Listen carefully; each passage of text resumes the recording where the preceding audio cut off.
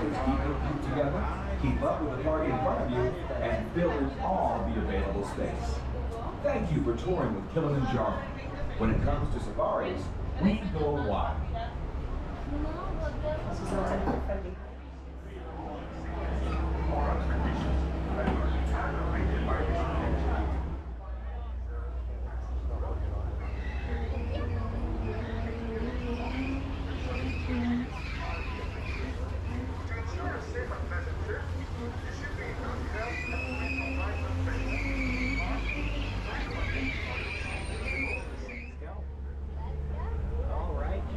Everybody, my name is Colin. I'm going to be your safari guide out here today. Now, before we get started, we do have a couple of safety reminders. Everybody must remain seated all the way back in your seats with your hands, arms, feet, and legs inside of the truck at all times. Now, with that out of the way, looks like we're going to hang out here at the top of this hill. We'll wait until it's our turn to head on into the reserve. Then we'll begin our sneak up on there, hide from any predators that might be in the area. So we'll have to keep an eye out for them, see what we can find out here. Of course, their camouflage helps them to hide from predators. Also makes it a little harder for us to find them as well. Almost a game of hide and seek at times. But over on that right-hand side, the first animal we're passing by, it's kind of hiding behind the bushes near the trees there. It is the okapi. The okapi has its stripes on its hind legs. It's how they camouflage out here. It's supposed to mimic how the light shines through the trees and bushes. Kind of makes it look like it's wearing a pair of zebra pants. They are a little more closely related to giraffes. Like their cousin the giraffe, the okapis have a long prehensile tongue that they use to eat leaves off of trees. Now, as we continue through here, we'll see what other animals might be hiding along here in the forest. Now, believe it or not, the okapis, they are actually nest-building animals. That's right, they build nests out here in the forest where they keep their babies hidden for the first couple months of their life. Protects baby okapis from predators that might be in the area. During those first couple months, the baby okapis, they will stay entirely silent, will not make a single noise. Now, coming up on the left-hand side, just past these rocks here, taking a nap on the other side of the water, is the black rhinoceros. Now, the black rhino is one of the smaller rhino species in the world. They only get to be about 2,000 to 3,000 pounds. Might not seem too small. It's kind of right next to us. Its back is facing towards us right now. Now, 2,000 to 3,000 pounds might not seem too small, but compared to other rhinos that can get up to double that size, that is pretty small as far as rhinos go. And making our way a little further, that might just be it for the animals here in the forest. So we're going to make our way out. We're going to start heading over towards the next area, the Safi River. Now, the Safi River is home to some more aquatic animals, of course, and a lot of these animals are going to be nocturnal as well. So we'll have to keep an eye out for them, see what we can find as we journey through here today. Although it is still pretty early in the morning, so hopefully we'll find those more nocturnal animals a little easier here. At the very least, we'll keep an eye out for signs that they are in the area. Looks like coming up ahead, we'll be passing by plenty of pink-backed pelicans over on the right here. They might not look too pink right now. They tend to get their pink color mostly during mating season when the feathers on their back start to molt. So when that pink color becomes a lot more prominent. Oh, and on that right-hand side, submerged under the water just past the island there, you can see there's a couple Nile hippopotamus right next to us. Once again, friends, make sure we remain seated at all times. Gets a little bumpy there. We'll see if we can find any other hippos out here. Like over on that left-hand side, there's a couple more hippos behind the island there. Now, the Nile hippopotamus, they tend to have pretty sensitive skin. They can sunburn, usually spend their days like we see. They're submerged underwater, really only coming up to graze at night. Now, that does make them mostly nocturnal animals, so it's a good thing they can hold their breath for several minutes at a time. Every few minutes, they will float up to the surface of the water. They'll take a breath of air, sink back down to the bottom of the water. Even if they're asleep, it's an instinct that they have. Now, the hippos, they also don't have the ability to they don't like to swim to get around. They can swim, but they prefer to walk or run. And the bottom of the water helps them to move around a little more effectively out here. Underwater, they can actually run at speeds of up to 15 miles an hour. If you look on that left-hand side, just barely, a little hard to see, there is a Nile crocodile in the water next to us. One of the largest crocodilian species in all of Africa. It can get to be anywhere from 16 to 18 feet long on average. Once again, friends, make sure we're all either in a lap or in a seat there. We also have one of the strongest flight forces out of any animals in the animal kingdom, yet despite that, they can be very gentle parents. Both the mothers and fathers hold their eggs in their mouths and rock the eggs back and forth. That helps them hatch. Now with that, we are making our way out of the Safi River. We're heading on over towards the savannah. The weather on the savannah is a little different than other areas in Africa. Most of the year out here, it's going to be a pretty dry season. So the watering holes that these animals rely on dry up due to a lack of rainfall. Usually that lasts about 9 months out of the year, and then it's followed up by 3 months of heavy rain during the monsoon season. Over on the right-hand side right now, we're passing by a baobab tree, also has a nickname, the upside down. That way they can hold as much water in their spongy roots and trunks as possible. They're capable of holding several thousands of gallons of water, makes for an incredible source of water during the dry seasons of the year. When the watering holes dry up, animals journey over to find those trees just so they can poke holes in their trunks, get the water out for themselves. Gives the tree one more nickname. You might have heard it before. They're sometimes called the Tree of Life. And of course, making our way to the bottom of this hill, we probably got a sneak peek at a lot of the giraffes out here today. Looks like there's plenty of them all out here on the savannah. We'll see as we get a good look on that right-hand side. Take a look at its spots. You'll notice their spots are a little jagged around the edges, like puzzle pieces. Lets us know it is a Maasai giraffe, and looks like we'll be getting a much closer look at them here in just a few minutes, so we'll keep an eye out for them as we continue.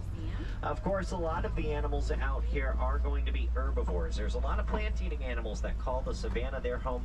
Plants are very good at soaking up water from the 3 months of rainy season, makes for a healthy snack for these animals, and a great way for them to stay hydrated. But not all of the animals out here are going to be herbivores. In fact, we'll keep an eye out, especially towards the end of our safari adventure. We might even come across some carnivores out here. So we'll see if we can find any of them as we adventure with our safari. Over on the left, though, we are passing by a couple sable antelopes with their long horns tilted backwards to protect them from predators bouncing on their backs. Those sable antelopes, they are very protective, very brave animals, where a lot of other animals will run away from predators. Those sable antelopes, they will fight back, they will protect their area. And of course, coming up ahead, we'll be getting a much closer look at those giraffes here. And you'll also notice there's plenty of termite mounds all around the savannah. They are made of red clay saliva and dung. Once they harden, they get to be about as hard as concrete. Makes for a pretty good scratching post for a lot of the animals out here. On that left-hand side, hopefully you can see just how tall these giraffes can get. We're talking anywhere from 18 to about 20 feet tall on average. It looks like all of these giraffes are hanging out by the trees here, kind of looking for something to snack on. It is about breakfast time for them, but that's usually how they spend most of their days, going around from treetop to treetop looking for something to eat. Does not give them a lot of room in the day for sleep. It's a good thing they only need about 30 minutes of sleep a day, usually broken up through naps that they take standing up. Some of those naps can even be adapted to navigating the rough and rough terrain. Now the herbivores out here can be grouped together into 3 main categories, and so far we found 2 out of 3. We found the grazing herbivores, animals like the antelopes and zebras that snack on the grass out here. It's the largest group we'll find. We also found the browsing herbivores, animals like the giraffes that reach up to the top of the trees, get food down that way. Then there's one more herbivore we'll keep an eye out for. We might even find it over in this next area.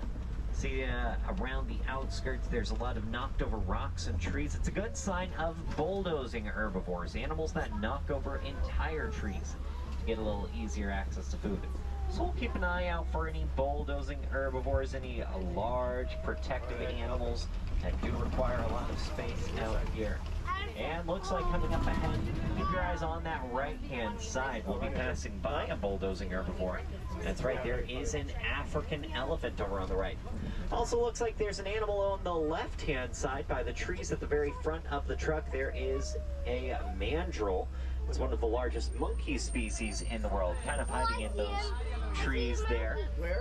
Females get to be 30 to 40 pounds, while the males can get up to 100 pounds. They travel in troops of up to 150 in number. They're on that right-hand side. Sometimes the top of their heads will look a little dusty or dirty. It's because they have pretty sensitive skin. They'll scoop up mud and dirt with their trunks. They like to fling it on their backs. It acts as a natural lotion or sunscreen. Protects their sensitive skin from sunburn or any other damage that they might sustain here on the harsh savanna.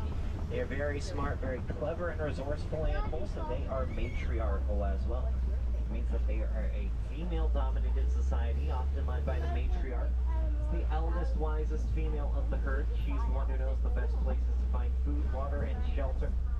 And they reach maturity in their early teens. So when a male elephant gets to be a teenager, that's when he's considered an adult and is kicked out of his herd, sent off in the world to find a family of his own. Sometimes the males travel on their own, like we saw that one doing back there. They'll come across another male doing the same, in which case they'll group together, form a bachelor herd, while the rest of the family travel in a family herd led by the matriarch. Making our way around this curve, we're going to pass by red clay pits on either side of the truck. Sometimes elephants like to make their way to this area to scrape off red clay with their tusks and eat it, providing them with vitamins and minerals to supplement their diet. Over on the right, you can actually see some tusk marks in the red clay. It's like how we take vitamins to make sure we have everything that we need. The elephants use the red clay for the exact same thing. Keeps them nice and healthy. Now, unfortunately, the elephants, they do face a lot of threats in the wild, and one of the biggest threats that they face nowadays especially is the destruction of their habitats, often pushing them closer and closer to human civilization. That ends up being a pretty big issue for both the elephants and for the farmers in areas around the world like Kenya. Farmers in Kenya were noticing elephants coming onto their farms looking for food, and they ended up trampling their crops and getting themselves hurt in the process. So looking for an answer that would help everybody. Researchers here at the Harambe Wildlife Reserve, they did some research, discovered that these elephants are very scared of bees. That's right, the elephants have pretty sensitive skin, even more sensitive ears. They definitely feel those bee stings. And as we know, an elephant never forgets, so whenever they hear the sound of bees, they know to stay far away from that area. And on that right-hand side, there's a very small antelope species we're passing by. Those are springboks taking a nap lying down in the grass there. The springboks, they only get to be about 3, maybe 3.5 feet tall at most, but they are very fast animals. They can actually run up to 55 miles an hour, and if they get startled, they will do something called pronking. That's spelled P-R-O-N-K-I-N-G. It's where they start bouncing along the savanna, can leap up to 13 feet long, up to 6 feet high by doing so, meaning if they wanted to, could run right up to the truck, leap in through one window, fly right over your laps and out the other side. And over on the left-hand side here, looks like we're passing by flamingos as well. Now these are greater flamingos, the largest and lightest pink out of any flamingo species, although they don't hatch pink. They hatch gray, then they get their pink color about a year later based off their diet consisting of mostly brine shrimp. The brine shrimp is very rich in a chemical called carotene. The more shrimp they eat, the more carotene they get. The more carotene they get, the more pink they become. They can also flock together in numbers as large as 10,000 in size, and they don't like to migrate if they don't have to. In fact, they try to find a good, clean source of water with an abundance of food, or they will settle down for the rest of their days. That's why it's important we keep our waterways clean. Not only does it go a long way to help us out, it also helps out the animals that rely on those areas. Very important for them as well. Looks like up around this curve, we're going to be passing by the larger cousin of the black rhinoceros we saw earlier. This one's a lot easier to see. They're a little more active. There's a couple white rhinoceroses coming up ahead. They'll be on our left-hand side as we pass on through here. Now, the white rhinos, they tend to get anywhere from 4,000 to 5,000 pounds, and even though we can see them pretty well, they might not be able to see us from that far away. Because the white rhinos are nearsighted. They have pretty poor eyesight. Don't worry though, they definitely know we're here. They make up for their poor eyesight with incredible hearing. You can actually hear for quite a ways away. They just have to be a little more careful than some other animals out here. As you can see, though, they're very gentle giants. Just sort of spend their days doing what they want to do out here. Pretty easy for them to do when they have no natural predators, and not a lot of animals really want to mess with those rhinos there.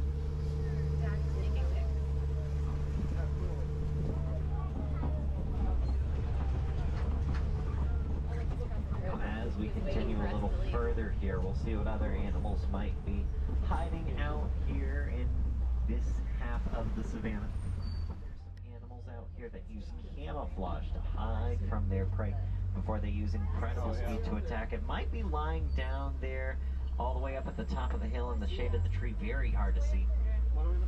It would be the fastest land animal in the world.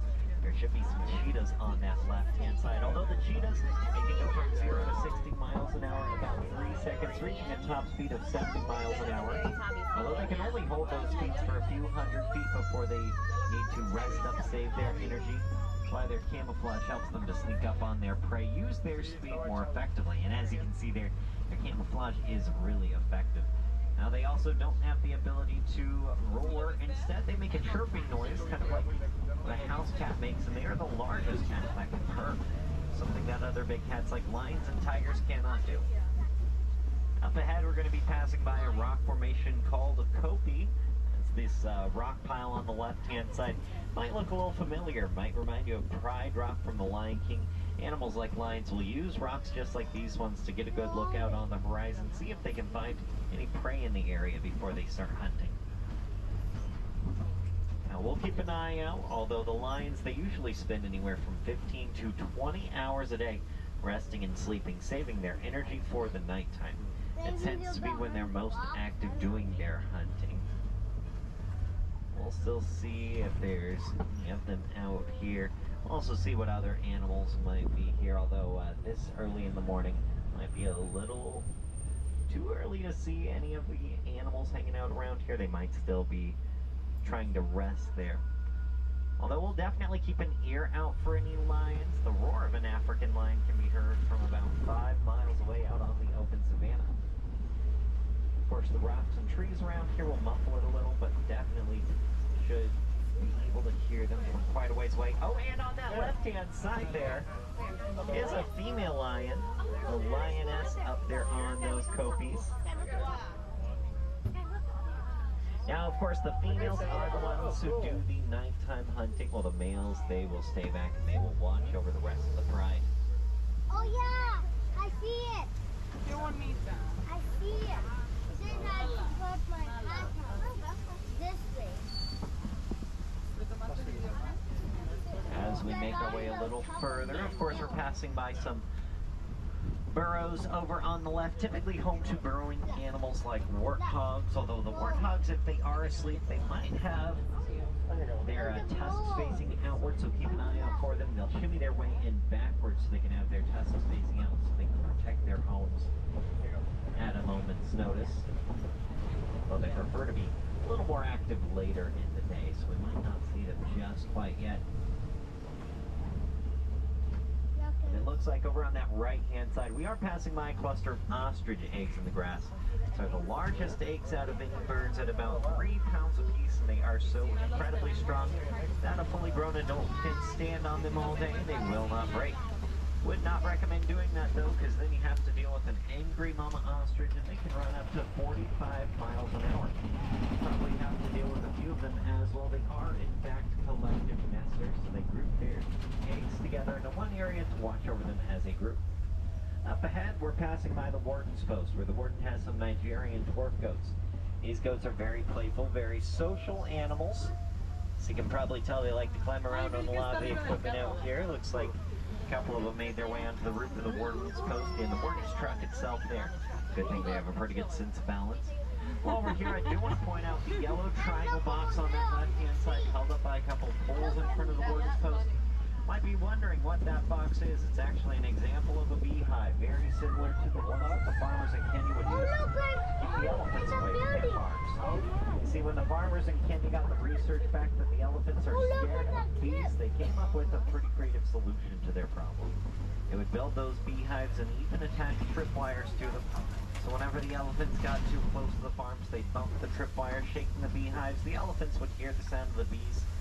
Not only would that let them know to stay away from that area, they would communicate that information with the rest of their herd using a very special low rumbling noise, so the whole herd knew to stay away. And that created some very effective natural fences, protecting the crops from getting trampled and the elephants from getting hurt, while also giving the farmers a little extra honey they can then sell. That, of course, is a win-win for everybody involved, so Disney took that research, developed it a little further, created the Elephants and Bees Project, which is now in use in about 22 countries around the world. Looks like we are about at the end of our safari here, so if there were any wilderness explorers on board, you were on board the Simba 1. And Simba like the lion, 1 like the number, that's going to be your code for that wilderness explorer back, which you will find around page 14 of your handbook. With that, looks like now would be a good time to make sure you have any and all personal belongings. Got a little bumpy at times, just take a moment, make